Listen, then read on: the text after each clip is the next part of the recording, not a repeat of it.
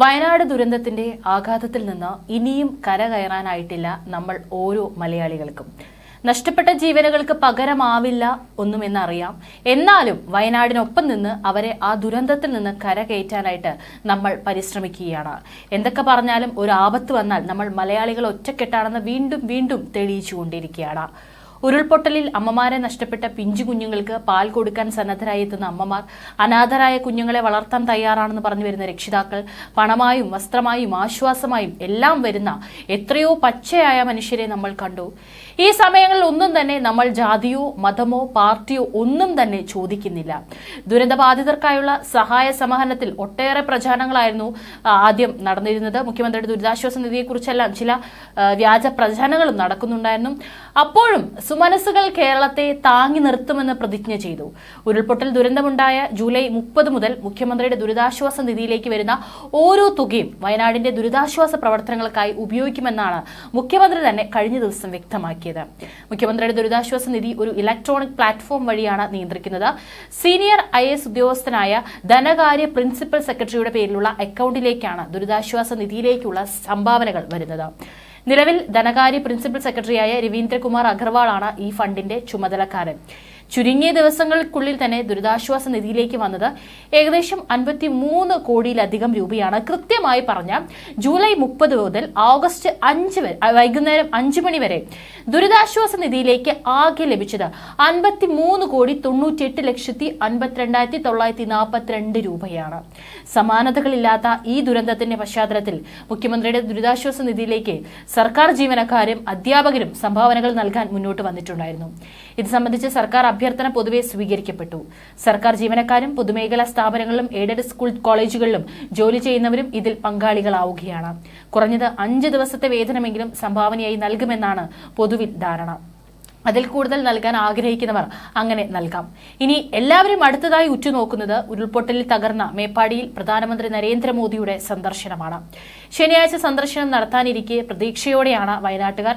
വയനാട് ഉരുൾപൊട്ടലിനെ ദേശീയ ദുരന്തമായി പ്രഖ്യാപിക്കണമെന്ന് പ്രതിപക്ഷ നേതാവ് രാഹുൽ ഗാന്ധി ലോക്സഭയിൽ ആവശ്യപ്പെട്ടതിന് പിന്നാലെയാണ് പ്രധാനമന്ത്രി എത്തുന്നത്. ശനിയാഴ്ച കണ്ണൂരിലെ വിമാനമിറങ്ങുന്ന മോദി ഹെലികോപ്റ്ററിലാണ് മേപ്പാടി പഞ്ചായത്തിൽ എത്തുകയെന്നാണ് വിവരം. മുണ്ടക്കൈ, ചൂരൽമല ഗ്രാമങ്ങളെ മലവെള്ളം വിഴുങ്ങി ഒരാഴ്ച പിന്നിട്ടിട്ടും കേന്ദ്രമന്ത്രിസഭയിലെ മുതിർന്ന അംഗങ്ങൾ ആരും വരാതിരുന്നത് വിമർശനങ്ങൾക്ക് വഴിവെച്ചിരുന്നു.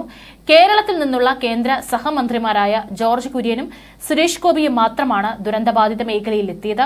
ഇത്രയും വലിയ ദുരന്തമുണ്ടായിട്ടും പ്രധാനമന്ത്രി എത്താതിരുന്നതിൽ വിമർശനം ഉയരവെയാണ് മോദിയുടെ സന്ദർശനം. മോദിയുടെ വരവിൽ വയനാട് ദുരന്തത്തെ L3 വിഭാഗത്തിൽ ഉൾപ്പെടുത്തുമോ, കൂടുതൽ കേന്ദ്ര സഹായം കിട്ടുമോ എന്നെല്ലാമാണ് ഇനി കേരളം ഉറ്റുനോക്കുന്നത്. മാത്രവുമല്ല, പ്രധാനമന്ത്രിയുടെ വരവോടെ ഇക്കാര്യത്തിൽ ഒരു തീരുമാനമുണ്ടാകുമെന്നാണ് പ്രതീക്ഷ.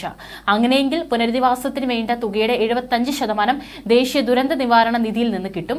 കേന്ദ്ര സഹായം കൂട്ടണമെന്നും പ്രതിപക്ഷ നേതാവ് രാഹുൽ ഗാന്ധി അടക്കം ലോക്സഭയിൽ ആവശ്യപ്പെട്ടിരുന്നു. ദുരന്തമുണ്ടായത് മുതൽ സൈന്യത്തെ അയച്ചതിലടക്കം കേന്ദ്രത്തിന്റെ ഇടപെടലിനെ മുഖ്യമന്ത്രി പിണറായി വിജയനും കേരളത്തിലെ പ്രതിപക്ഷവും അഭിനന്ദിച്ചിരുന്നു. ഇനി എന്താണ് L3, L2, L1, L0 വിഭാഗങ്ങൾ? ദേശീയ ദുരന്ത നിവാരണത്തിന് 2005 മാർഗരേഖ പ്രകാരം ദുരന്തങ്ങളെ 4 വിഭാഗങ്ങളായാണ് തരംതിരിച്ചിരിക്കുന്നത്. L0, L1, L2, L3 എന്നിങ്ങനെ. തദ്ദേശ ഭരണകൂടത്തിന് കൈകാര്യം ചെയ്യാൻ സാധിക്കുന്ന ചെറിയ ദുരന്തങ്ങളെയാണ് പൊതുവെ L0 വിഭാഗത്തിൽ ഉൾപ്പെടുത്തിയിരിക്കുന്നത്. ജില്ലാതലത്തിൽ കൈകാര്യം ചെയ്യേണ്ടവ L1 വിഭാഗത്തിലും സംസ്ഥാനത്തിന്റെ പങ്കാളിത്തത്തോടെ കൈകാര്യം ചെയ്യേണ്ടവ L2 വിഭാഗത്തിലുമാണ്. കേന്ദ്രത്തിന്റെ പങ്കാളിത്തത്തോടെ പരിഹരിക്കേണ്ട വലിയ ദുരന്തങ്ങളാണ് L3 വിഭാഗത്തിൽ വരുന്നത്.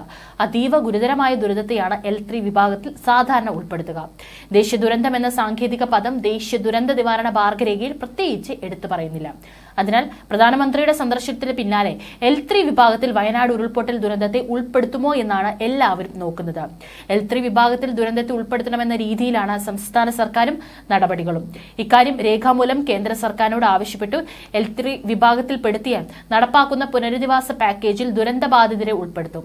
കേന്ദ്രവും സംസ്ഥാനവും കൈകോർത്തുള്ള വയനാട്ടിലെ ദൌത്യം തുടരുന്നതിനിടെയാണ് മോദിയുടെ സന്ദർശനം. രാജ്യത്തെ തന്നെ സമാനതകളില്ലാത്ത വലിയ ദുരന്തമുണ്ടായ വയനാട്ടിലേക്കാണ് ശനിയാഴ്ച പ്രധാനമന്ത്രി എത്തുന്നത്. ബെയിലി പാലത്തിലൂടെ ചൂരൽമലയിലേക്കെത്തി പ്രധാനമന്ത്രി നേരിട്ട് സ്ഥിതി വിലയിരുത്തുമെന്നാണ് വിവരം. അതിനുശേഷം ദുരിതാശ്വാസ ക്യാമ്പുകളും സന്ദർശിക്കും. സംസ്ഥാന സർക്കാർ പ്രതിനിധികളെയും പങ്കെടുപ്പിച്ചുള്ള യോഗത്തിനും സാധ്യതയുണ്ട്. കാലാവസ്ഥാ സ്ഥിതി അനുസരിച്ചാണ് ഷെഡ്യൂളിൽ ഇനിയും മാറ്റമുണ്ടായേക്കും. പ്രതീക്ഷിച്ചതുപോലെ പ്രധാനമന്ത്രിയുടെ ഭാഗത്തു നിന്നും അങ്ങനെ ഒരു പ്രഖ്യാപനം ഉണ്ടായാൽ തകർന്നു നിൽക്കുന്ന വയനാടിന് ഈ അവസരത്തിൽ അതൊരു കൈത്താങ്ങായി മാറുമെന്നാണ് സംസ്ഥാനത്തിന്റെ കണക്കുകൂട്ടൽ.